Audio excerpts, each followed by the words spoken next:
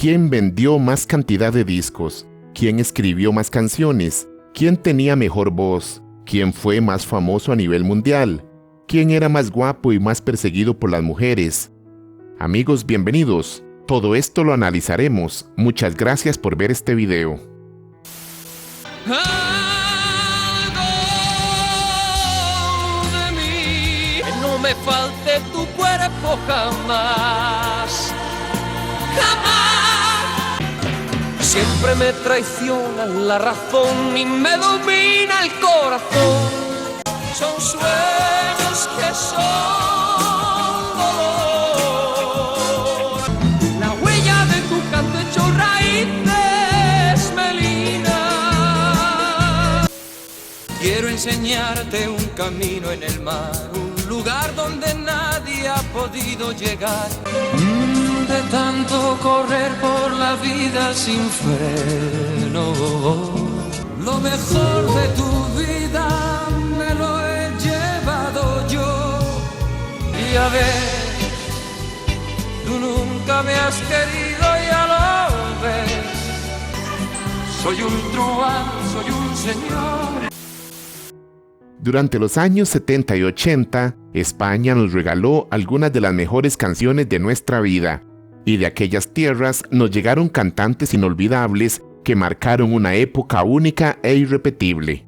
Nombres como Rafael, Miguel Gallardo, Nino Bravo, Julio Iglesias, José Luis Perales o Camilo Sesto se volvieron legendarios. Eran excelentes voces interpretando grandes canciones llenas de pasión, poesía y sentimiento. Elegir quién fue el mejor entre todos ellos no es una tarea sencilla. Sin embargo, dos de ellos están en lo más alto del podio, luchando por el primer lugar. Ambos con grandes legiones de fanáticos alrededor del mundo. Ambos con logros personales muy destacados y con números y récords que los avalan. Sus nombres, Julio Iglesias y Camilo Sesto. ¿Cuál de ellos es tu favorito? ¿Te gustan los dos? ¿Te cuesta decidir entre uno y otro? Hablemos un poco sobre sus vidas, carreras y talentos y quizás eso te ayude. Recuerda dejarnos tu elección en un comentario y cuéntanos de paso de dónde nos estás viendo.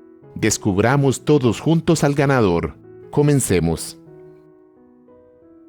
La forma más común y tradicional de medir el éxito de un intérprete es por sus ventas. En cuanto a cantidad de discos vendidos alrededor del mundo, si nos basamos solo en ese detalle, únicamente en los números, no hay punto de comparación. El ganador indiscutible es Julio Iglesias, quien, debido a sus cifras, es considerado como el cantante hispanohablante más exitoso de toda la historia y uno de los más famosos de todo el mundo en cualquier idioma.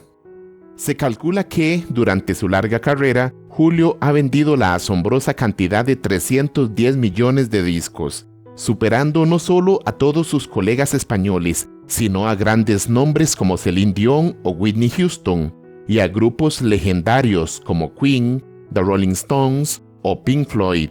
Increíble, ¿no te parece? La cantidad de discos que vendió Julio Iglesias es asombrosa, y por eso se le considera el cantante hispanohablante más exitoso. Ojo, no lo digo yo, lo dicen los números, y así es ampliamente reconocido en el mundo.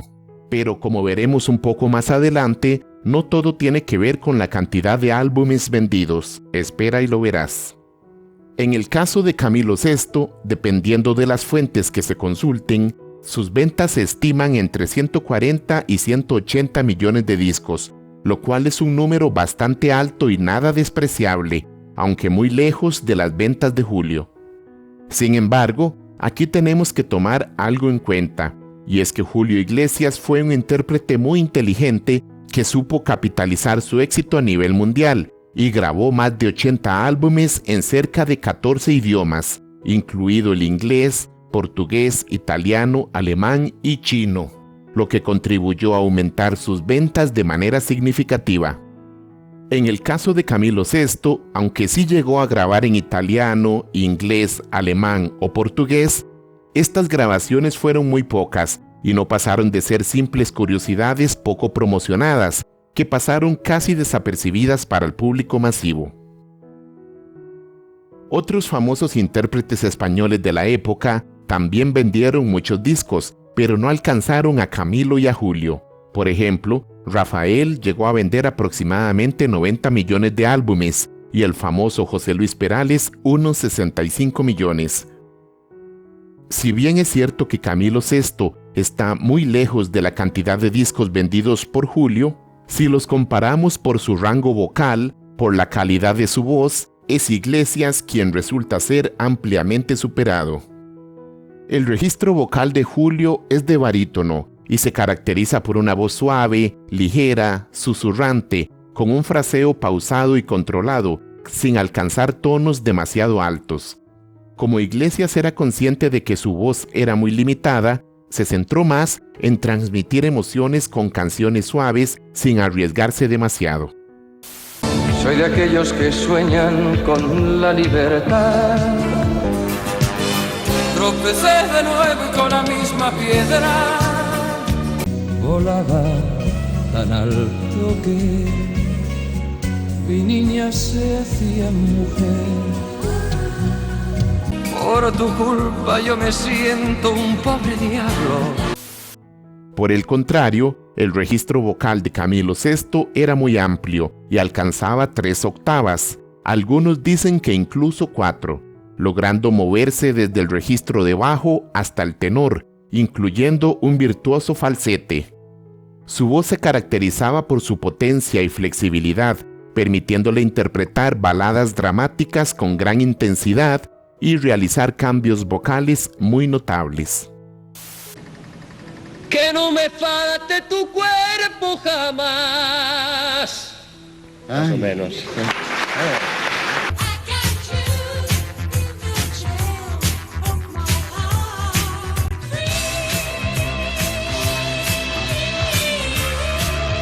Algo de mí son sueños que son dolor. Un ejemplo ampliamente recordado de esta capacidad vocal de Camilo VI fue su interpretación de la ópera rock Jesucristo Superstar en su versión española, la cual protagonizó en 1975 y se mantuvo en cartelera durante 5 asombrosos meses, demostrando las virtudes vocales superiores de Camilo VI. Pasando a otro rubro, si centramos el análisis en el talento para componer de ambos artistas, podemos decir que Julio Iglesias sí escribió algunas de sus canciones, aunque no demasiadas, y especialmente al inicio de su carrera, creando la letra de temas como La vida sigue igual, Gwendolyn, No llores mi amor, Yo canto o Un canto a Galicia. Pero luego de sus éxitos iniciales, Julio consideró que su camino al estrellato estaría más garantizado si se aliaba con grandes compositores, y de esta forma buscó a leyendas como Manuel Alejandro, quien le escribió grandes éxitos como Manuela, Así nacemos, Lo mejor de tu vida, Que no se rompa la noche y muchas otras. Ramón y Manuel, los integrantes del famoso dúo dinámico, también le escribieron clásicos como Soy un truán, soy un señor, Pobre diablo, Quijote o Pregúntale, y adaptaron para él temas de otros idiomas como Un día tú, un día yo.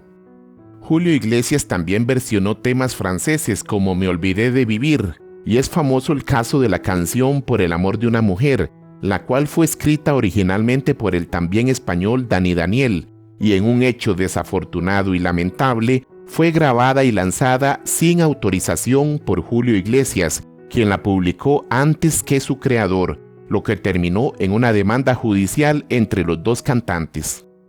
En el caso de Camilo VI fue un poco al revés. En sus primeros álbumes grabó algunos temas escritos por otros autores como Juan Pardo, que era su amigo y productor, y versionó algunas canciones italianas o inglesas. Sin embargo, poco a poco comenzó a demostrar un gran talento para escribir, y de su pluma e inspiración surgieron las letras de casi todas sus más famosas canciones. Clásicos como Algo de mí, Algo más, Melina, Jamás, Quieres ser mi amante, Piel de ángel, Con el viento a tu favor, Vivir así es morir de amor, o El amor de mi vida, fueron escritas íntegramente por él. Además, resultó tan buen letrista que incluso escribió éxitos para otros artistas, como el caso de Ángela Carrasco, para quien escribió éxitos como Quererte a ti, Quiéreme o Callados, que le ayudaron a consolidar su carrera. También en este punto podemos agregar que Camilo VI a menudo hacía la música y los arreglos de casi todas sus canciones, algo que ni Julio ni la gran mayoría de cantantes acostumbraba en aquella época, demostrando una gran versatilidad. Como podemos ver, tanto Julio Iglesias como Camilo VI tenían sus lados fuertes y sus débiles, pero algo más tenían en común, y es que ambos españoles hacían suspirar a miles, quizás millones de mujeres alrededor del mundo. Ambos fueron dos galanes que desbordaron pasiones, tanto en España como en Latinoamérica, aunque también en este punto habían diferencias muy marcadas entre ellos.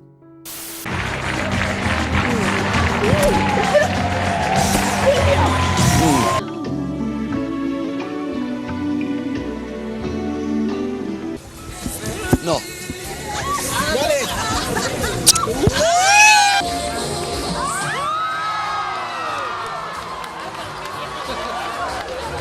Y dos veces, por favor.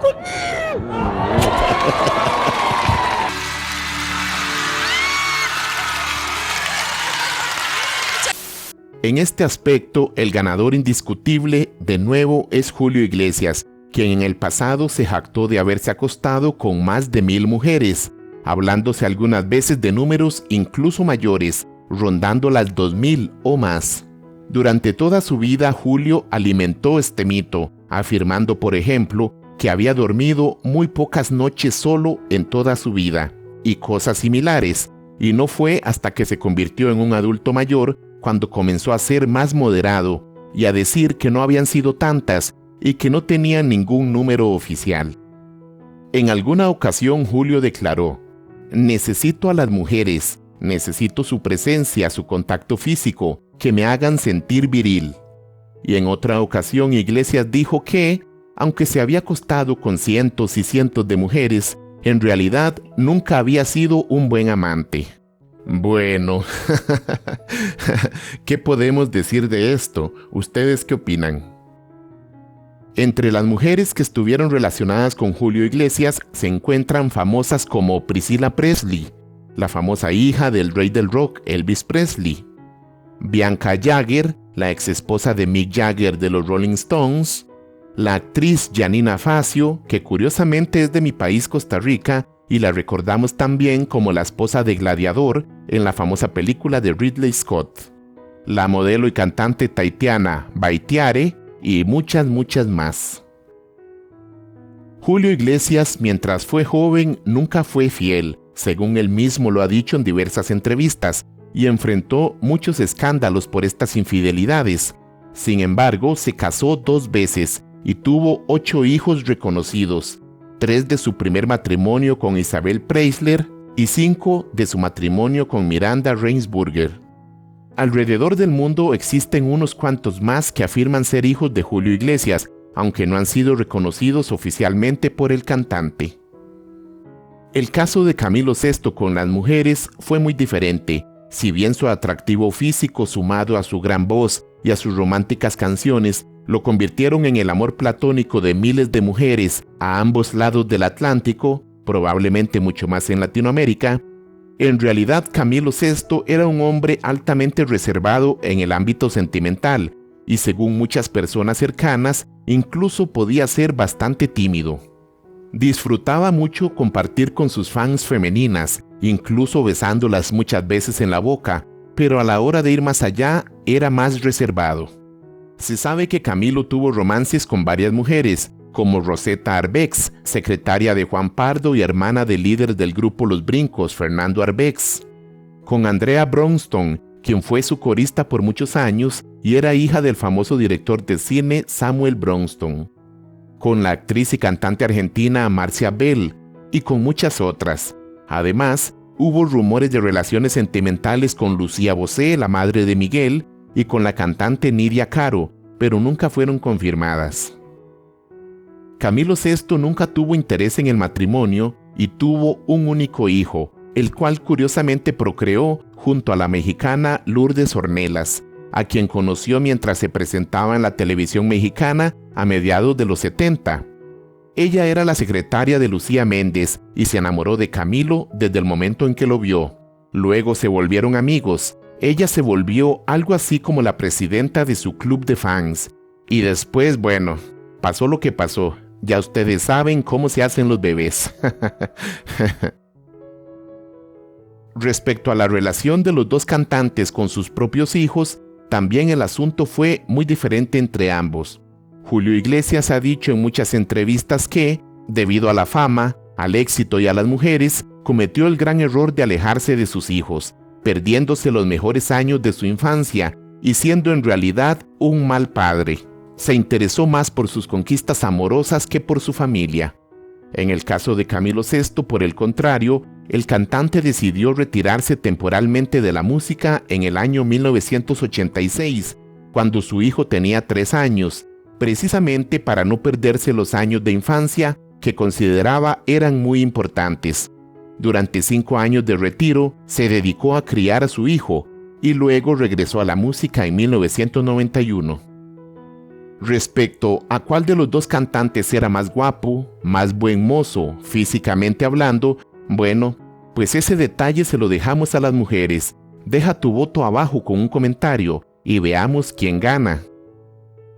Y bien amigos, de esta forma hemos analizado un poco la vida y carrera de los que probablemente sean los dos máximos exponentes de la música romántica que nos dio España.